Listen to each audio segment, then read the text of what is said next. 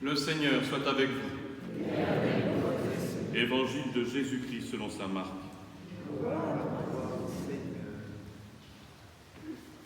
En ce temps-là, Jacques et Jean, les fils de Zébédée, s'approchent de Jésus et lui disent « Maître, ce que nous allons te demander, nous voudrions que tu le fasses pour nous. » Il leur dit « Que voulez-vous que je fasse pour vous ?» Ils lui répondirent « Donne-nous de siéger l'un à ta droite et l'autre à ta gauche dans la gloire. » Jésus leur dit « Vous ne savez pas ce que vous demandez. Pouvez-vous boire la coupe que je vais boire, être baptisé du baptême dans lequel je vais être plongé ?» Ils lui disent « Nous le pouvons. » Jésus leur dit « La coupe que je vais boire, vous la boirez. Et vous serez baptisés du baptême dans lequel je vais être plongé. Quant à siéger à ma droite ou à ma gauche, ce n'est pas à moi de l'accorder. Il y a ceux pour qui cela est préparé. » Les 10 autres qui avaient entendu se mirent à s'indigner contre Jacques et Jean. Jésus les appela et leur dit « Vous le savez, ceux que l'on regarde comme chefs des nations les commandent en maîtres. Les grands leur font sentir leur pouvoir. Parmi-vous, il ne doit pas en être ainsi. Celui qui veut devenir grand parmi vous sera votre serviteur. Celui qui veut être parmi vous le premier sera l'esclave de tous. Car le Fils de l'homme n'est pas venu pour être servi, mais pour servir et donner sa vie en rançon pour la multitude. »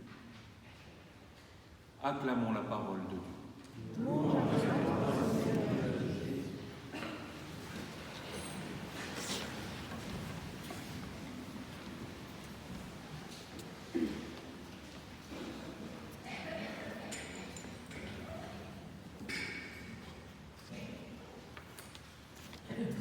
Ce n'est pas d'aujourd'hui que, comme on dit, le ver est dans le fruit.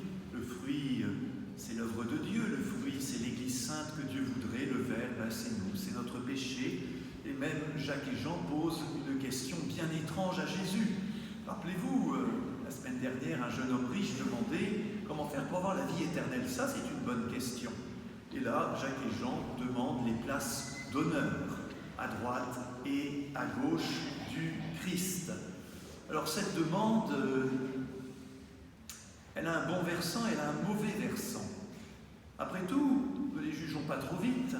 Être à la droite et à la gauche du Christ, ça veut dire aussi être juste à côté de lui. Ça veut dire peut-être souhaiter aussi cette intimité. Et d'ailleurs, lors du dernier repas, Jean sera tout près de Jésus. Mais il aura été déjà purifié dans son désir. Et en même temps, on sent bien que dans cette demande, il y a l'ambiguïté de cette gloire humaine. Être vu, être à la place d'honneur. Alors, dans la vie chrétienne, il y a des bonnes ambitions. Et la meilleure des ambitions, c'est la sainteté, d'être intime avec Jésus. Et c'est ça que veut Jésus. Et puis, il y a de mauvaises ambitions. Et c'est là que le ver entre dans le fruit. Jésus ne leur fait pas la morale. Il ne dit pas, mais c'est très mal ce que vous demandez. Oh là là, non, il va prendre un chemin beaucoup plus pédagogique. En fait, il s'appuie sur leurs désirs. Et il lit dans leurs désirs quelque chose de positif. C'est justement d'être associé de près à lui, Jésus. Bon, vous voulez être associé à moi? Pouvez-vous boire la coupe que je vais boire? Cette coupe, c'est la coupe de la passion. Pouvez-vous être baptisé du baptême que je vais recevoir? C'est le baptême dans le sang versé sur la croix. Autrement dit, pouvez-vous donner votre vie comme moi, Jésus, je vais la donner? Ils répondent, nous le pouvons. Je ne suis pas bien sûr qu'ils aient tellement mesuré à cet instant-là ce que voulait dire leur réponse. Mais Jésus la prend au sérieux, il leur dit, ben oui, Jésus fait une prophétie. Vous donnerez votre vie comme moi, Jésus, je veux la donner. Donc vous voyez, ce désir de Jean et de Jacques qui était pour une part impur, Jésus le redresse, le purifie et l'oriente dans la bonne direction. avec beaucoup de charité et de miséricorde. Et c'est cela aussi que Jésus veut faire pour son Église. Recueillir le bon désir, écarter tout ce qui est vert dans le fruit et redresser toutes choses vers lui, Jésus, le serviteur qui donne sa vie. Alors un petit mot quand même sur les 10 autres. Ah, les 10 autres apôtres, ils s'indignent. Alors, ils ont raison de s'indigner. Ils s'indignent beaucoup aujourd'hui, et à juste titre. Il y a peut-être une part d'ambiguïté dans leur indignation. C'est peut-être aussi un peu par jalousie. Donc j'ai envie de dire, frères et sœurs, même nos indignations, nous avons aussi à les purifier pour qu'elles soient vraiment orientées selon la volonté du Christ. Mais en même temps, c'est bien que les autres apôtres aient réagi, qu'il y ait eu comme une sorte, je ne sais pas comment dire, de correction fraternelle entre eux. Et bien à partir de tout ça, Jésus délivre son enseignement qui est très simple. Il n'y a pas tellement à le commenter. Il y a à l'accueillir vraiment. Celui qui veut être le plus grand parmi vous, qu'il soit le serviteur de tous, et renoncer du fond du cœur à cette domination. Et surtout, prenez-moi, moi Jésus, comme votre modèle. Alors bien sûr, ce n'est pas par hasard si la première lecture, tirée du prophète Isaïe, rappelle cette prophétie du serviteur souffrant qui donne sa vie et prend sur lui nos péchés. Et si la lettre aux Hébreux nous rappelle que Jésus a été le grand prêtre par excellence parce qu'il est miséricordieux et qu'il se fait proche de nous. Je ne suis pas venu pour être servi, dit Jésus, mais pour servir. Et je veux, dit Jésus, que dans mon Église, il en soit ainsi. Oui, frères et sœurs, ce n'est pas du tout artificiel de lier cet évangile à la question de l'actualité. Vraiment ce choc terrible, ces révélations, cette lumière sur ces trop nombreux, si nombreux abus dans l'Église. Je ne vais pas commenter longuement, mais je voudrais indiquer 2 lieux où le Christ attend notre conversion. Le premier peut-être, et je commence par là, parce que c'est vrai que ces abus, quelle tristesse, quelle honte, ont été souvent commis par des hommes de Dieu, dont je fais partie, puisque je suis prêtre. Alors, notre regard sur le prêtre doit évoluer. Le rapport dit que une des raisons pour lesquelles ces abus ont pu proliférer, c'est qu'il y a dans l'Église une survalorisation du prêtre. Il est vu comme quelqu'un de sacré, de saint, et du coup, évidemment, on n'ose pas le contester, on pense que tout ce qu'il fait est bien, et donc il est mis sur un piédestal, comme on dit. Alors, je ne vais pas vous critiquer, c'est l'Église qui a appris les fidèles, qui a appris aux fidèles à mettre le prêtre sur un piédestal. C'était une erreur, et il faut en revenir. Voilà, je suis frère avec vous, baptisé avec vous, et prêtre, c'est simplement une mission.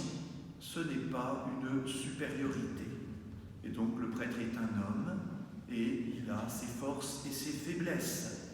Alors, avant, quand un prêtre faisait des choses bizarres, on disait « c'est le prêtre ». Donc, on ne dit rien. Aujourd'hui, frères et sœurs, ça change. On ne peut plus faire comme ça. Si un prêtre fait ou dit des choses bizarres, c'est bizarre. C'est bizarre. Et donc, vous devez réagir. Comment ? Peut-être si la possibilité s'en ouvre, allons voir ce prêtre, mais souvent c'est difficile ou impossible, ou en parler à quelqu'un d'autre dans l'Église, un autre prêtre de la paroisse, notre diacre, un membre de l'équipe pastorale, appeler la cellule d'écoute si c'est vraiment quelque chose de très spécifique et grave, ou éventuellement s'en ouvrir à l'évêché, qui est aussi là pour ça. Mais voilà, aujourd'hui, vous voyez, Jésus a réagi, n'a pas laissé passer cette phrase de Jacques et Jean qui n'était pas juste. Et bien aujourd'hui, si un prêtre fait des choses bizarres, c'est bizarre, et il sera charitable et même juste et nécessaire de ne pas laisser la chose sans réagir.